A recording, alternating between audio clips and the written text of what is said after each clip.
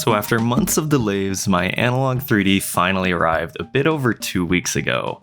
I've spent quite a lot of time playing around with it and messing with all the variety of games and features, and I thought I'd share my experience with that today. If you hadn't heard about it, the Analogue 3D is basically a fancy modern Nintendo 64. It uses FPGA chips which are simulating the actual hardware of a 64, which allows for improved performance and visuals all while being functionally identical to the original console. The Analogue 3D was touted as having 100% compatibility with all Nintendo 64 games, and functionality with original controllers too.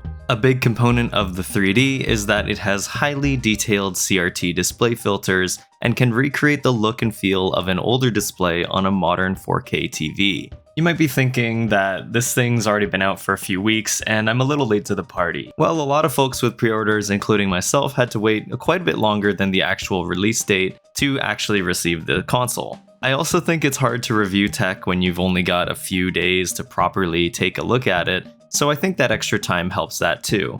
With that said, let's go back to when I first got the console in my hands and take a look at what comes in the box.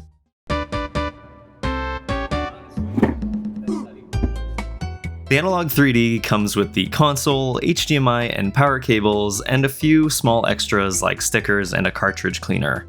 There's no controller included in the box, but 8BitDo released their own modern N64 controller to work directly with the 3D, and I picked one up too.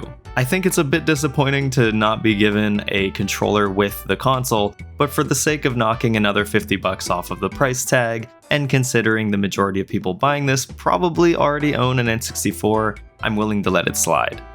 Right away, I think the 3D has the premium build quality I've come to expect with Analogue, with a large rubber grip on the bottom and a cool, matte, sturdy feeling to the console. On the back you have the HDMI and power ports, but you also have a few USB ones and an SD card port. I heard that some people reported issues with removing the games and SD cards in and out of the system, but I never had any problem with that.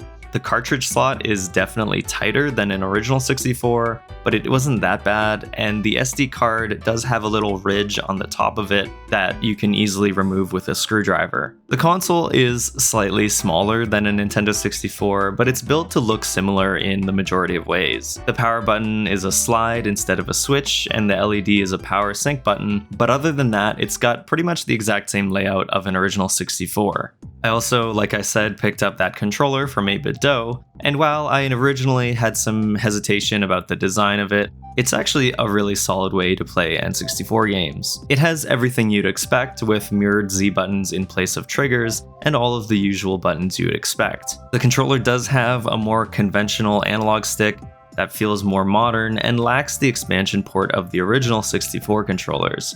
When you use an original controller with the Analogue 3D, it can read any of those expansion packs or rumble packs, though when you use this controller in specific, the console can emulate a control pack or rumble. You can swap between the control and rumble packs by pressing a button on the controller, but from my understanding, if you use an original controller, you can't save with the digital memory card and you need an actual memory pack.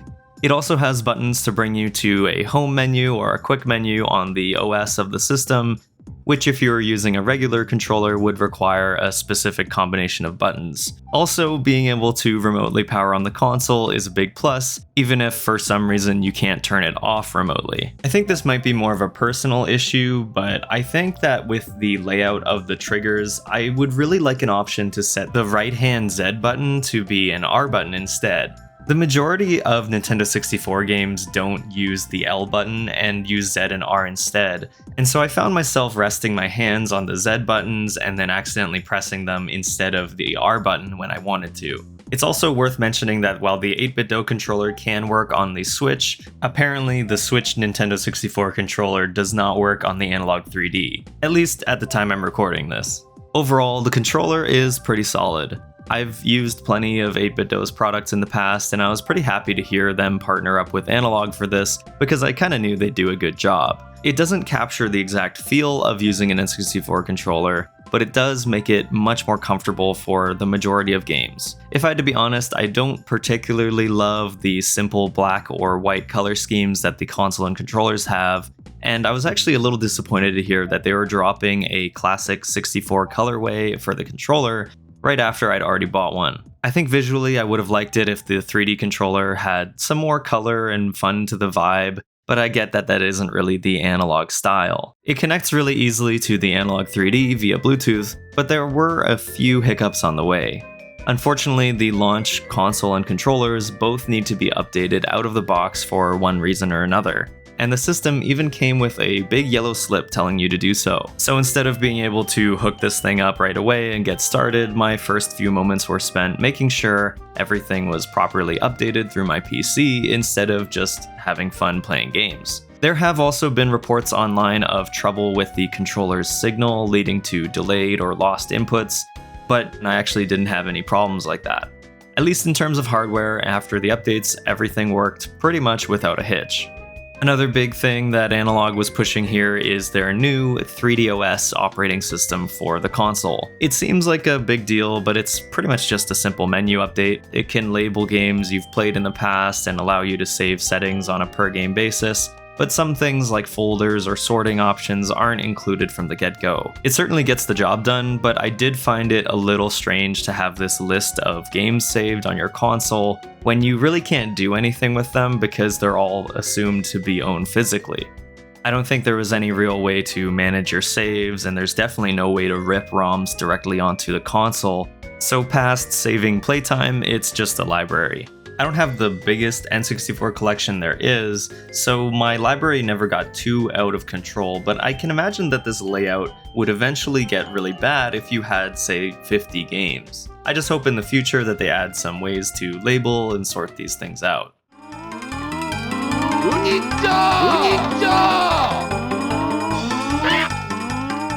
Of course, all of this is unimportant compared to how the games themselves run on the 3D, and for the most part, first impressions were pretty great. I had no problems loading into a handful of different games, and they were all running really well, and never had any issues with the game's reading even. The Analogue's claim to fame are the detailed CRT features that are meant to properly capture the individual segments on an original TV. There were a handful of different monitor styles from BVM to PVM to CRT, but if I had to be honest, I don't think I could really tell the difference if you stuck them side by side, and I mostly just stuck to CRT. CRT looked the best to me when playing, maybe because I'm more used to that sort of display, but these filters probably won't show up through YouTube's compression very well, so some of the recordings will have it on and some will be off. Here's a quick comparison of how each video type looks.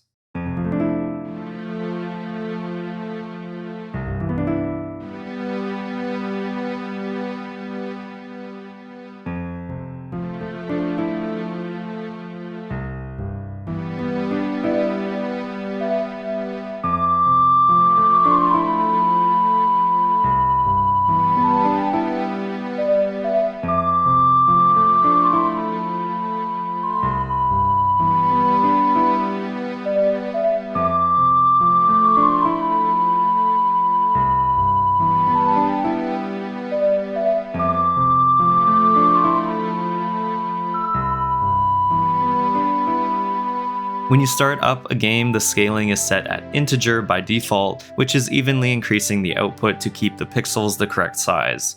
It looks great, but there seems to be no way to use CRT filters while filling out the entire screen. Integer plus increases the size even further, cropping the top and bottom of the game, and other settings will stretch or zoom the picture even more. The only way to properly fill the screen is if you disable the filters. I have to assume that the filters won't look right if they fill the screen this way, but it still lets you select them, so maybe they should change it to be grayed out or something. The Analogue 3D is really good at capturing the look and feel of an older display, but you should know that as of recording there are no ways to boost render resolution. If you enjoyed playing N64 games on an emulator with smooth polygons at 4K, this isn't an option, and you can only change how blurred out things appear. Either way though, these filters are really well made, and they do improve the look and feel compared to a standard scanline filter, and when you zoom in on it with some of the settings, you can really see the detail there. Resolution was capped out, but performance enhancements are available in the settings menu. The N64 had a lot of games with pretty bad slowdown, But if you turn on overclocking, you can push these games to run exceptionally well. Some of the later generation N64 games like Perfect Dark really benefit from this boost in frame rate. I imagine some games were balanced around the lower speeds, so you might need to adjust those enhancements once in a while, but generally it's really great. My biggest takeaway was with StarCraft 64. I played that entire game on original hardware and it absolutely crawls at times. But on Analogue 3D, it looks and runs amazingly well. The CRT filters alongside the performance enhancements made StarCraft 64 feel like a full-fledged PC port. It might be hard to see the difference for some of these games, but you can absolutely feel it. It's worth mentioning that features are being added somewhat frequently, at least in these first few weeks. They added the ability to disable texture filtering a bit ago, and even if I don't want to get my hopes up, I assume that other options will arrive later on. Something that I expect to come eventually will be sideloading ROMs via USB or SD card in the future. Though Analogue only allows you to run these games through the cartridge slot, I'm almost certain that the retro modding community is already tinkering with the console to try and find a way to load games onto the system. I'm not sure if I would personally do that, but it would be a great bonus to picking up the 3D down the road. When the Analogue 3D first released and people started to receive their units, it quickly came out that flash carts such as the EverDrive weren't compatible. I was pretty disappointed to hear this, but by the time the console actually reached me, it had already been patched. Updating my EverDrive X7 required the use of an original 64, which could be a problem for some people that don't have access to one themselves, but for me, it wasn't much more of a hassle than updating the Analogue itself. When I pre-ordered it, I'd hoped that the Analogue 3D, the 8-bit controller, and an EverDrive would create the perfect setup to run N64 games for the foreseeable future, but sadly that wasn't quite as cut and dry. Currently, the EverDrive needs to be reset via the software menu multiple times to get it running, and as a broader issue, seems to have a chance to corrupt save files on my 3D. While I was playing Pokemon Snap on my EverDrive, within a few short sessions, my save was corrupted and unrecoverable. This happened to me over a few different games, and when it happened, it pretty much made those saves unusable. I had to restore my EverDrive's SD card with a backup to get some of that stuff back, but I lost a good few hours of time. There have also been reports of official cartridges having these same issues. It's likely due to changing games without powering down the console, meaning it might be easier to avoid, but it's important to note. After having these issues, I decided to stop using any games that I had save data for that I really cared about. I really do want to stress though that they never said to use EverDrives with this console, and it's sort of like a hotfix that's getting it to work right now. And in my own experience, I had no trouble with any of my original cartridges. I'm just playing it safe. I think the 3D is a viable product as it is currently, though having to wait for some of these potentially serious issues to be fixed is a tough pill to swallow. The most important thing is that the games play well, they work well, and they look good, and the handful of cool features alongside them make enjoying these classic games easier and better than before. The Analogue 3D, if it did one good thing for me, was reminding me how much I love some of these classic N64 games. Majora's Mask, Smash Bros, and Mario 64 are absolutely amazing, and the console made it easy to slip right back into those worlds once again. I would throw on a game just to get some footage and then realize that 2 hours had already passed. It just felt really good to revisit some of these games with a relatively easy to plug and play console. All I really wanted out of the Analogue 3D was something to replace my old N64 with the Eon adapter, and that's exactly what it does. Even though it isn't the most rich in features at the moment, it does do everything that an N64 does, just better. And for my own personal use, I prefer to have it as close to the original as possible. With a few more updates to improve stability with the EverDrive, I think the 3D will be a great place to play homebrew games and ROM hacks too. If you like Smash 64 and you haven't played Remix, highly recommend it. So after playing with the Analogue 3D for 2 weeks, who do I think this is for? The system starts at $250 USD, but in Canada where I am, it's closer to double that. It's not a cheap device, and it might seem like it's only something that is really just for hardcore N64 fans. Realistically, many of the best Nintendo 64 games are easy to access if you own a Switch or an emulator, and if you already own an N64 yourself, you might not really need an upgrade. I'm not a fan of the rampant FOMO generation that happens in the games industry, and I won't tell you to fight tooth and nail for an Analogue 3D when they do these highly limited supply drops. It's true that it's a great console that pretty much does everything Analogue said it would from the get-go. But if you don't see yourself playing through a bunch of these games again, or getting a group of friends together to play multiple Mario Party sessions, it might be best to save your money and stick to what you already own. The Analogue 3D falls into a little bit of a weird niche where you currently still need to own a library of N64 games to get the most out of it, but also need to desire to replay those games as well. Ocarina of Time is a classic and I've played it to death, and I've probably beaten Mario 64 a dozen times, so I am in that niche of people that would jump back into these games once in a while. On the other hand though, I also own a Switch 2 which runs these games in a much more convenient fashion. I can play those games anywhere I want, wherever I want, whenever I get the urge to do so, and so to me the Analogue 3D almost feels like a vinyl record player. It makes playing these games intentional in a novel way, and I think that it might help some people find joy in retro gaming or collecting as a hobby. That's probably the best use case I can imagine.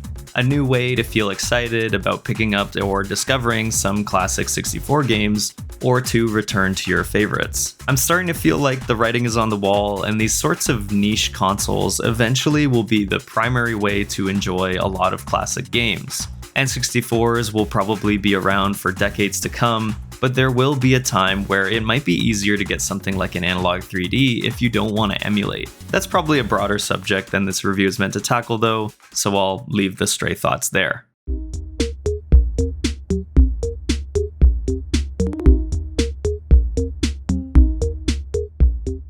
At the end of the day, I do appreciate what Analogue and many other companies have been trying to do, even if I still feel like the price tag holds them in an unreasonable range for a lot of people. I do think the Analogue 3D is a good product, and I'm happy with everything it has on offer. With consoles like the Superstation tackling PS1, I think the retro console industry is making some interesting moves. I'm not the most knowledgeable in all of the technical limitations with FPGA cores or whatever else, but it'll be fun to see how it plays out. But still, I have my original systems, my emulators, my re-releases, and a billion other ways to play some old games that I like. It's great that Analogue allows you to play these games with the original cartridges, but for certain cases, I think it's better to just stick with the original system or emulation. The Analogue 3D is pretty cool, but I'd love to hear what you think about it. Maybe you've got one for yourself and you've been loving it, or maybe you're an Analogue hater, that seems to be a thing now, and think it's the worst thing ever. I'm sure there's a middle ground somewhere there too. Either way, I hope to see you in the next video, and take care.